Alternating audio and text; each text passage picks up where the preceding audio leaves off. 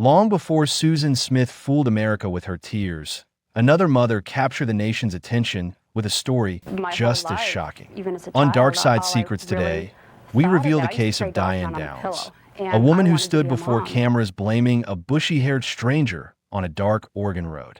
Her tale gripped the country, but beneath the surface, the truth was already waiting to break through. It was May 19th, 1983. Springfield, Oregon. The quiet of the evening shattered when a battered Nissan Pulsar came screeching into the emergency bay at McKenzie-Willamette Hospital. The car fishtailed before stopping hard, its headlights slicing through the night. Behind the wheel was 27-year-old Diane Downs, bleeding lightly from a wound on her arm. She staggered out, calling for help. In the back seat lay her 3 children, a scene of chaos no parent could ever imagine. 7-year-old Cheryl was limp, her tiny body unresponsive. 8-year-old Christy was gasping for air, her skin pale, her eyes fluttering, slipping in and out of consciousness. 3-year-old Danny was barely moving, his breath shallow and weak. Doctors and nurses rushed them inside, barking orders, shouting codes, pushing medication, and preparing for the kind of nightmare shift that scars even veteran staff.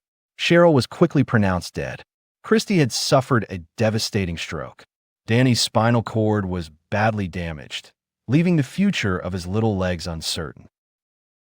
Diane wasted no time giving her version of events. She told police she had taken the kids for a nighttime drive to enjoy music and the quiet of the road.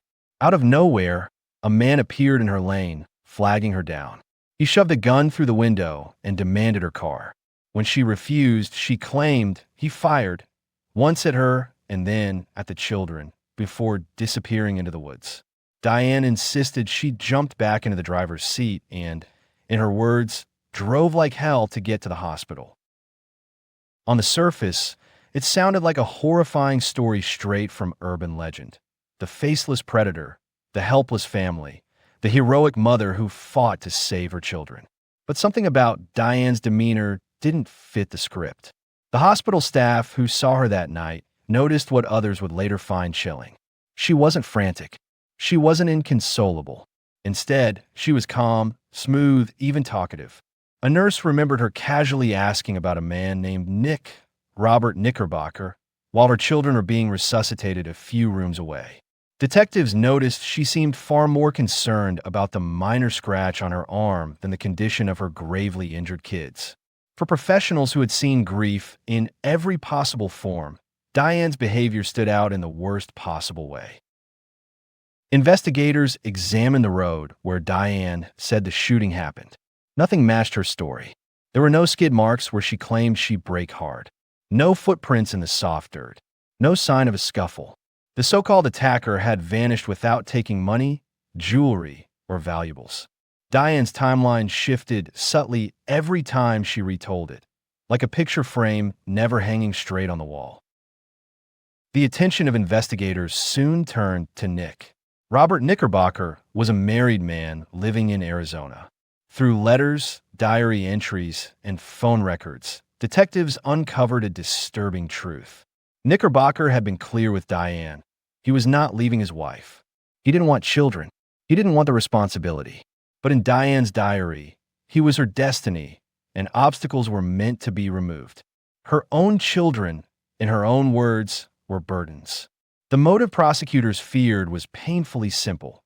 To live the life she imagined, Diane Downs had to erase her children. But motive alone doesn't convict. The only surviving witnesses were 2 children. Christy, just 8 years old, had suffered a stroke that left her unable to speak. Therapists began the slow process of helping her recover words and memory, coaxing her back step by step.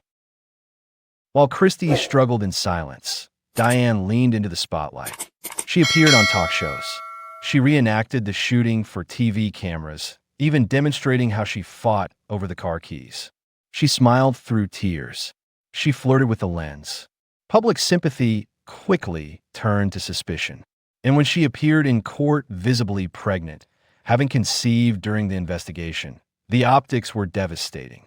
A woman on trial for killing one child and attempting to murder two others, carrying a new pregnancy for all the world to see. To some, it looked like manipulation. To others, pathology. But in a quiet therapy room, progress was happening. District Attorney Fred Hughey visited Christie often. He didn't interrogate. He simply waited, building trust with the little girl. One day, he gently asked, "Do you remember who shot you?" Christie nodded. With a trembling voice, she gave the answer that shattered Diane's story. "Mom." That single word became the heart of the case. The trial in 1984 became a media storm. Prosecutors laid out Diane's diaries, her shifting stories, and the forensic evidence showing that the bullet paths matched a shooter inside the car, not a stranger outside leaning through the window. They played Diane's bizarre television reenactments, where her emotion seemed more like performance than grief. And then Christie took the stand. Small and fragile, still struggling to recover, she haltingly told the jury what happened. Her mother had pulled over. Her mother had stepped out. And her mother had reached back, not with comfort, but with a gun. The defense clung to the bushy-haired stranger, arguing reasonable doubt. But the jury had seen enough. In June 1984, Diane Downs was convicted of murder, attempted murder, and assault. The judge sentenced her to life in prison plus 50 years. But the story didn't end there. In 1987, Diane escaped from the Oregon Women's Correctional Center. She slipped into a neighborhood and hid at the home of a former cellmate's husband.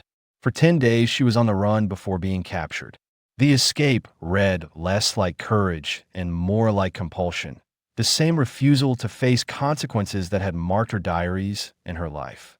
Over the years, Diane has faced parole hearings, but always clings to the same phantom attacker, still insisting someone else pulled the trigger.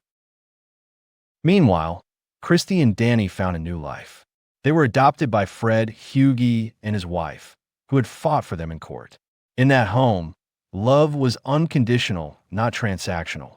Danny's injuries left him in a wheelchair, part of his daily reality. Christie carried scars no one could see, but she grew into her voice and her truth. Together, they survived, they were believed, and they were loved. Today, Diane Downs is 70 years old, serving her sentence at the Central California Women's Facility. She has been denied parole repeatedly, and each time she returns to the same story about a phantom stranger. To many, she remains a narcissist incapable of remorse. To others, she is the chilling embodiment of selfish cruelty. What makes this case unforgettable is not only the horror of the act itself, but the reversal it represents. A mother expected to shield her children from harm, instead became the one who pulled the trigger. And the voice that destroyed her lies wasn't a detective or a prosecutor. It was the fragile words of her own child. But Diane Downs is only one face of maternal evil. In our next episode, we turn to a mother consumed not by desire, but by delusion so deep she believed killing her children would save their souls. The heartbreaking case of Andrea Yates. If you don't want to miss it, subscribe to Dark Side Secrets, hit the notification bell, and share this video to help us bring more of the world's darkest true crime stories to light.